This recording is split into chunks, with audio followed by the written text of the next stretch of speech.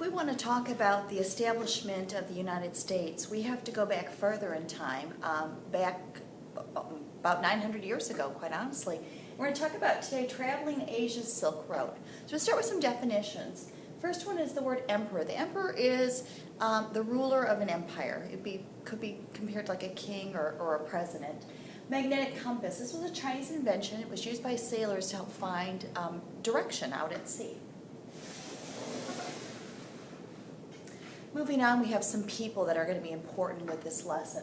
First off is Marco Polo. Marco Polo was an Italian merchant, son of a merchant, and in 1274 he made a journey to China. And this is going to be important. We'll talk about that in a little bit. Kublai Khan was the Chinese ruler, the emperor, in the late 1200s, and Marco Polo did end up meeting Kublai Khan when he went to China. Lastly, we have Zheng He.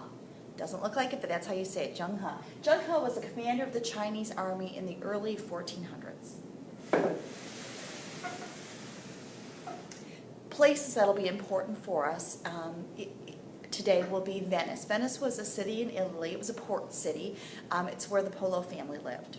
Chengdu was a city in China, and we're going to hear about Marco Polo visiting Chengdu and meeting the Kublai Khan there. And lastly, the Silk Road. The Silk Road isn't really just one specific place, and it's not really a road. It's a series of, or a network of trade routes between China and other lands.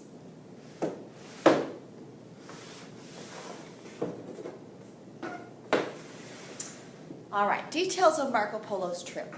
Marco, his father, and his uncle left in 1271 for China. Their purpose was to go get goods, bring them back, sell them. It was a money-making trip. Marco headed with his uncle and his father by land, by sea. It took them about 3 years to get to China. Once there, they met up with the Kublai Khan, who looked upon them favorably. They ended up staying there about 17 years. And Marco discovered many things that was unknown in Europe. Gunpowder, coal, paper money, fireworks, all sorts of exciting things. He brought many things back to Europe, and unfortunately, people didn't really believe his tales. He wrote a book, The Travels of Marco Polo, and people had a hard time believing what he had to say in the book. Marco's journey was important. The importance of his trip was, prior to Marco going in there, and if someone else did it, we didn't hear about it, this is the first time the East met the West, and they could share cultures and see what the other had to trade. China had an immense wealth, and a lot of it was based on a little tiny worm, a silkworm, that created silk, which was a very coveted fabric, very costly, and became in high demand in Europe.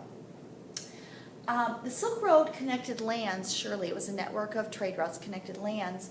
But besides just connecting lands and having trade travel back and forth on the Silk Road, ideas, customs traveled back and forth. So it was very important for that reason.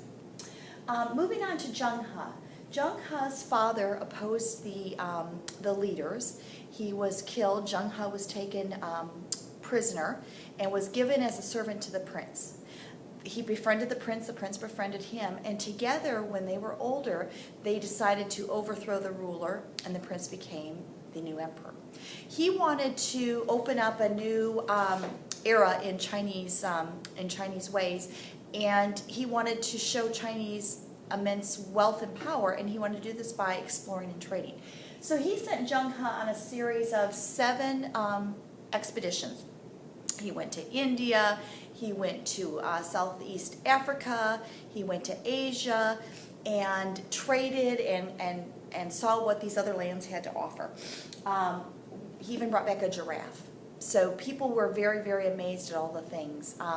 When the emperor died, this trading and expeditions stopped as well, and China was then shut off from the rest of the world for a while.